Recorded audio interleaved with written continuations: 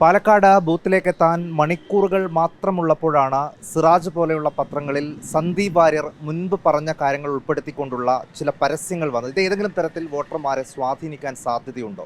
മുസ്ലിം league എങ്ങനെയാണ് ഈ വിഷയത്തെ കാണുന്നത്? ലീഗിൻ്റെ ജില്ലാ നേതാക്കളാണ് ഇപ്പോൾ റിപ്പോർട്ടറിനൊപ്പം ചേരുന്നത്. ജില്ലാ ട്രഷറർ ES സലാം മാസ്റ്റർ സംസാരിക്കും.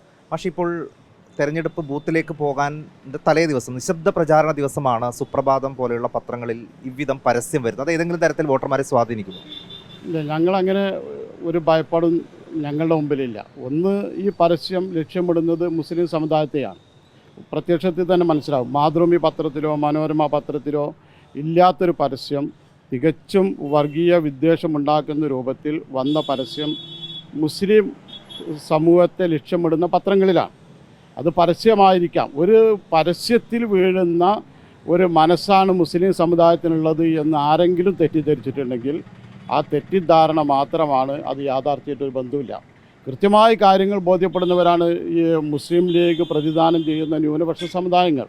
ഇന്ത്യ രാജ്യത്ത് ജനാധിപത്യ മതേതര സ്വഭാവത്തോടു കൂടി ജീവിക്കുന്ന ഒരു പൊതുസമൂഹത്തിൻ്റെ മുമ്പിൽ ഇത്തരം വർഗീയ വിദ്വേഷങ്ങൾ പരത്തിയിട്ട് വേണം ഒരു വോട്ട് കിട്ടാൻ എന്ന് ഇടതുപക്ഷം ചിന്തിക്കുന്നു എന്നുള്ളതാണ് ഏറ്റവും വലിയ വൈരുദ്ധ്യം. ജനാധിപത്യ രീതി നമുക്ക് വികസനവും കാര്യങ്ങൾ ചർച്ച ചെയ്തുകൊണ്ട്, കേരളം ഭരിക്കുന്നത് കമ്മ്യൂണിസ്റ്റ് മാർക്സിസ്റ്റ് പാർട്ടി നേതൃത്വത്തിൽ ഇടതുപക്ഷമാണ്. ഞങ്ങൾ സംസ്ഥാനത്തിൻ്റെ കാര്യങ്ങളൊക്കെ ചെയ്തിട്ടുണ്ട്. പാലക്കാട് ഇന്ന വികസനങ്ങൾ ചെയ്തിട്ടുണ്ട്. ആ രൂപത്തിലുള്ള വികസന കാര്യങ്ങൾ ആളുകളുടെ മുമ്പിൽ വെച്ച് വോട്ട് വാങ്ങിക്കുന്നതിന് പകരം സന്ദീപ് വാര്യർ മുമ്പ് എങ്ങനെയായിരുന്നു, എല്ലാ ആളുകളും പാർട്ടി മാറുന്നതിന് മുമ്പ് ആ പാർട്ടിയുടെ ആദർശ ആശയങ്ങൾക്കനുസരിച്ച് സംസാരിച്ചവരാണ്. ഏലമനക്കൽ ശങ്കരൻ നമ്പൂതിരിപ്പാട് കോൺഗ്രസ്സുകാരനായിരുന്നല്ലോ. ഈ നായനാരുടെ ഈ മന്ത്രിസഭയുള്ള കാലത്ത് നമുക്കറിയാലോ, പിണറായിക്ക് വരെ ഈ വോട്ടഭ്യർത്ഥിച്ചിരുന്ന് ജനതാ പാർട്ടിയുടെ സഖ്യം കൂടിയുള്ള ചില പരസ്യങ്ങൾ നൽകിയിട്ടായിരുന്നല്ലോ. എന്തിന്?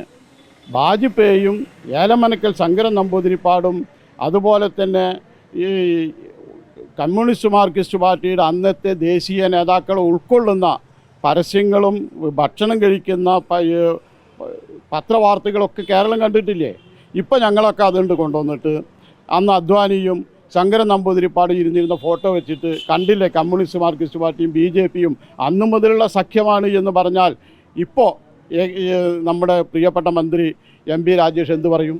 പക്ഷേ ഇവിടെ സന്ദീപ് എന്നുള്ളത് മറ്റ് BJP നേതാക്കളെ പോലെ ആയിരുന്നില്ല. കുറെ കൂടി തീവ്രമായ ആ വിഷയങ്ങളെ സമീപിക്കുകയും സംസാരിക്കുകയും ചെയ്ത ആളുകളാണ്. അന്ന് പറഞ്ഞ ഓരോ കാര്യങ്ങളും എടുത്തിട്ടാണ് ഇന്നിപ്പോൾ പത്രങ്ങളിൽ പരസ്യമുണ്ടാക്കുന്നത്. എന്തായാലും LK അദ്വാനിയേക്കാൾ വലിയൊരു വർഗീയവാദി ഒന്നുമല്ലല്ലോ.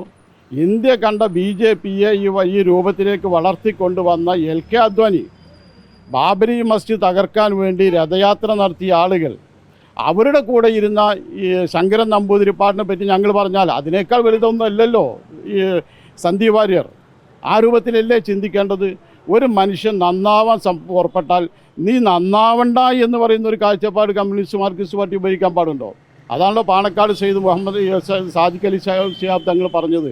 വരുന്നു ഒരു വലിയ വെറുപ്പിൻ്റെ മേഖലയിൽ നിന്ന് സാഹോദര്യത്തിൻ്റെ മേഖലയിലേക്ക് കടന്നു വരുന്ന ആളെ കെട്ടിപ്പിടിക്കണ്ടേ? ഞങ്ങളുടെ ഇസ്ലാമിൻ്റെ ചരിത്രം അതാ.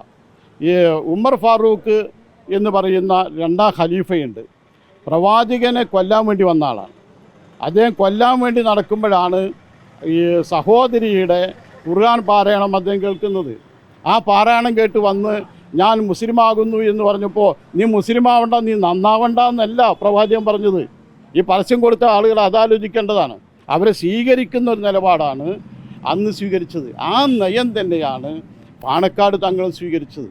കോൺഗ്രസിൻ്റെ ജനാധിപത്യ ചേരിയിലേക്ക്, മതേതര കാഴ്ചപ്പാടിലേക്ക് ഏറ്റവും തീവ്രതയുള്ള ഒരാൾ കടന്നു വരുന്നു. ഞാനത് ഉപേക്ഷിച്ചു എന്ന് പറഞ്ഞാൽ നീ ഉപേക്ഷിക്കേണ്ട, ഈ അവിടെ തന്നെ നിന്നോ എന്ന് പറയുന്ന ആ നയത്തോട് ഈ മുസ്ലിം ലീഗിന് ഈ പരസ്യമൊന്നും ഒരു നിലപാടും ഉണ്ടാക്കില്ല അല്ലേ?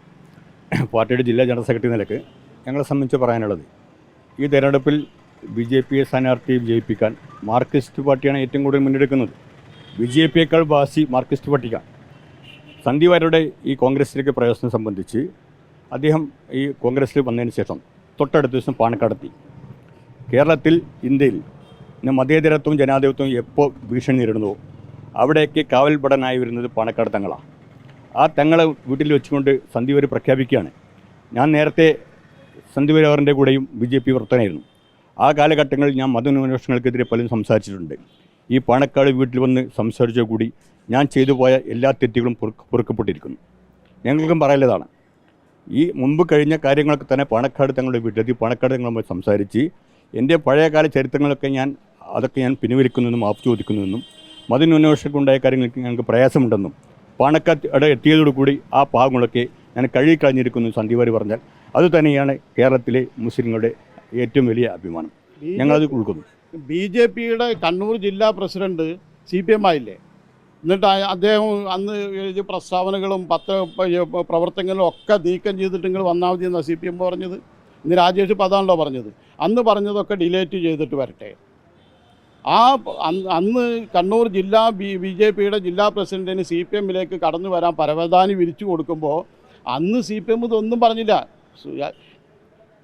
എത്രത്തോളം എന്ന് പറഞ്ഞാൽ കൊലപാതക കേസിലെ പ്രതിസ്ഥാനത്ത് നിർത്തിയിട്ടിരുന്ന വ്യക്തികളാണ് അന്നൊക്കെ കടന്നു വന്നിരുന്നത്. അങ്ങനെ എത്ര ആൾ വല്ല പ്രശ്നം ഉണ്ടായിട്ടുണ്ട്. ഈ തെരഞ്ഞെടുപ്പിൻ്റെ ഈ അവസരത്തിൽ ഈ മതാടിസ്ഥാനത്തിൽ വിഭാഗീയതയുണ്ടാക്കി വോട്ട് അഭ്യർത്ഥിക്കുന്നത് തെരഞ്ഞെടുപ്പ് ചട്ടലംഘനമാണ്. ആ തെരഞ്ഞെടുപ്പ് ചട്ടലംഘനത്തിനെതിരെ കേസെടുക്കണമെന്നും കൂടി ഞങ്ങൾ ആവശ്യപ്പെടുകയാണ്. അതാണ് വിഭാഗീയത ഉണ്ടാക്കാനുള്ള ശ്രമമാണ് ഇത്തരം പരസ്യങ്ങളിലൂടെയൊക്കെ CPIM LDFും ശ്രമിക്കുന്നതെന്നാണ്. ഇത് ഒരു തരത്തിലും ന്യൂനപക്ഷ വോട്ടുകളിൽ വിള്ളൽ വീഴ്ത്താനൊന്നും കഴിയില്ല എന്ന വിശ്വാസം തന്നെയാണ് ലീഗിൻ്റെ പാലക്കാട് ജില്ലയിലെ പ്രധാനപ്പെട്ട നേതാക്കൾ വിശദീകരിക്കുന്നത്.